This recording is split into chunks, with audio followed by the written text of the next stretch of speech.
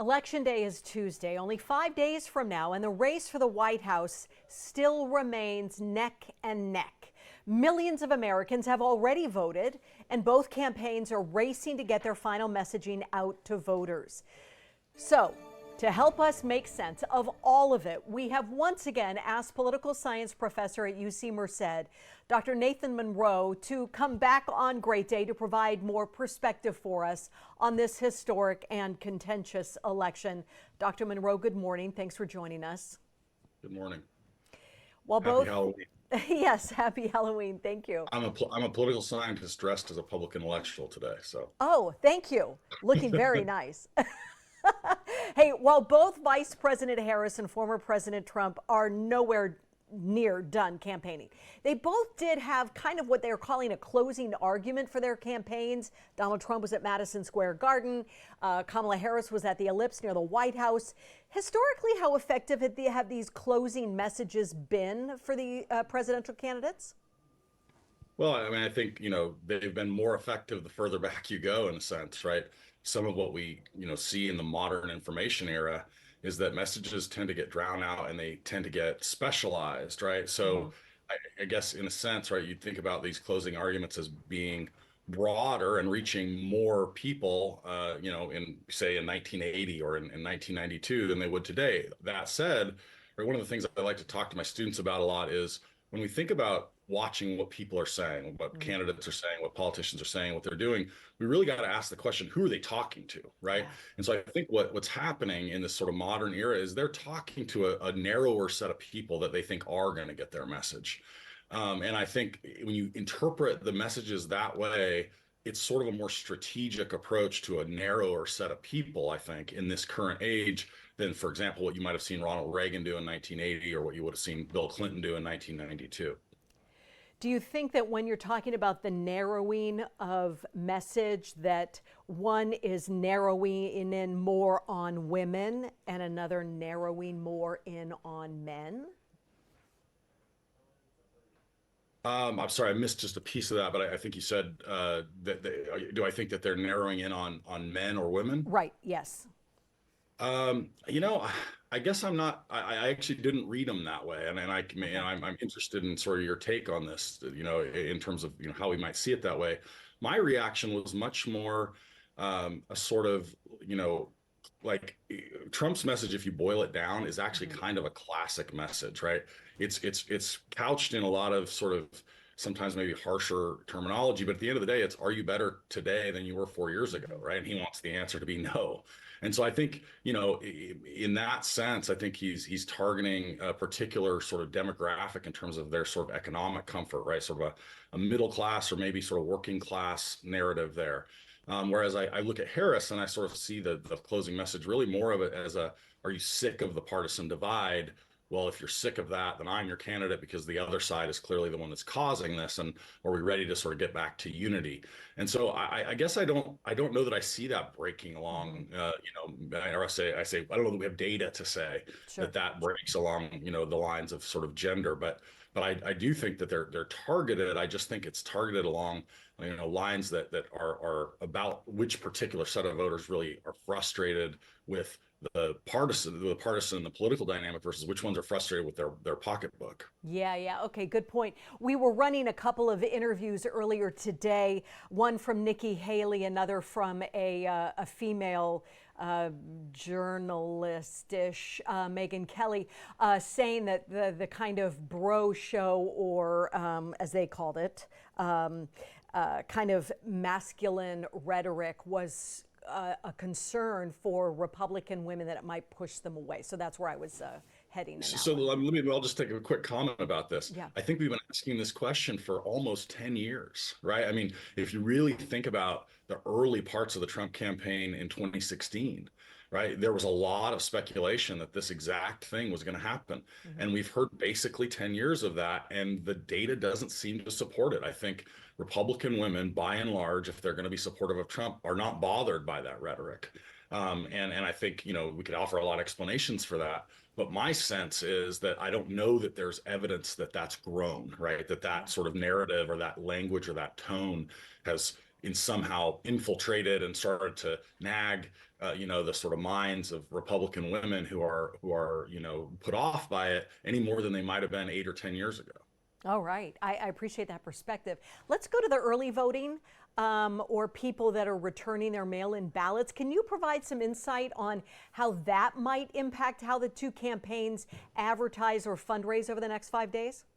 Yeah, I mean, it's fascinating the level of technology we have now. It's just talking to a candidate at a lower level of office day before yesterday, and they have, like, the apps they have on their phones, right, to know exactly who's turned in ballots and what neighborhoods to walk. Yeah. The level of specificity they have, and you as a local television station, you'll be well aware, right? They can target very specific areas in terms of where advertising runs, and which markets they're in. And so as this sort of early voting goes forward, and they look and see where have ballots come in, and what the basic information is on early voting, and where there's still votes left to get, the ground game, right, in terms of walking and getting turnout and trying to reach people in person, the targeted mail, the targeted media, Mm-hmm. these things are really able to hone in on the sort of very small units down to the person in terms of who they're talking to, who they're trying to get out to vote.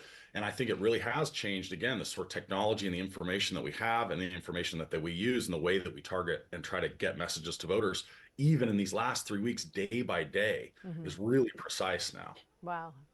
Uh, it, let's talk about one of the big issues that is being debated and talked about a lot, and that is immigration. And I'd like to ask, can you give us a bit of a history lesson on our immigration policy over the last half century or so that we can maybe have a better understanding of why the system is the way it is? Sure. Here's immigration in 30 seconds. So I think about immigration in the modern era as sort of a pre-mid 60s era where we're mostly focused on Europe. There's a quota system. We're thinking still about immigration primarily coming in, from the East, right?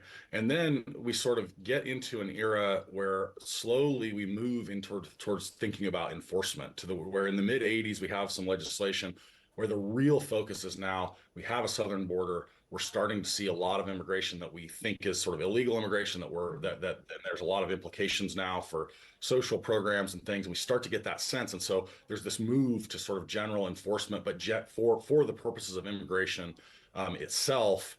And then all of a sudden we hit 9/11, right? And this is sort of this third era that makes this big change. And now the conversation around immigration after 9/11, for most of 2 decades, starts to be intertwined with security, right? And so now not only are we talking about immigration from the southern border primarily in terms of people coming in, and there's economic interests and there's social and civil, and social and human rights issues, but there's also this implicit and lots of times explicit security, threat or risk that is discussed as part of immigration. And so it really is a sort of distinct, change that leads us to here and gives us this conflation of multiple issues that are a part of that history. Thank you so much for that. I appreciate your take. And I am running out of time, but I've got to ask you if there are some politicians who say the nation's democracy is on the line. And while that may be a big concern for many, the other concern is affordability, the economy. Do you believe the economy is one of the most basic ways that people will be voting in this election, or reasons? Just as James Carville said, right? It's the Yeah. economy, stupid, Yeah. right? I mean, this message is so pervasive, right? The economy is the single most enduring issue throughout all of, American history in terms of campaigns, and certainly in modern era. And so will it matter? Yes. And is it maybe the number one issue? I can't make a strong argument that it's not, Mhm. right? In good times and in bad, the candidates are going to lean on that economic issue to either cast blame or take credit. And I don't think that's significantly different in this election, right? And we see big inflation, we see other indicators of changes in the economy one way or the other, and they're going to point to those, and they are in this election, no doubt. So what we've done a couple of stories on how both of them, their plans, both candidates would add to the national debt, but one by double the other.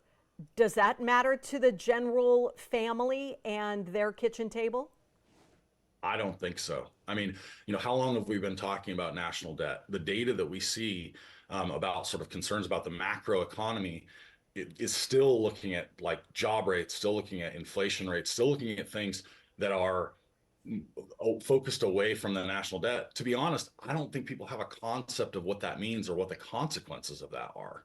Right. I mean, the national debt has been a point of discussion for decades now. And I think the average person would tell you, I don't know how that, we've been running debt for as long as I can remember, and I can't figure out how that affects me. Right. So my guess is the rhetoric around the national debt has sort of become, caused people to be a little bit numb, and they don't understand. I mean, certainly there are a handful that understand it, but most don't, and understandably, right? Because that's not a case that's made with precision most of the time. Yeah, wow. Dr. Nathan Monroe, I always wish we had more time, but I know that we will get a chance to talk more in the coming days. Really appreciate you talking with us with 5 days before the election day. Thank you for having me. Enjoyed it. Thank you. Great day. We'll be right back.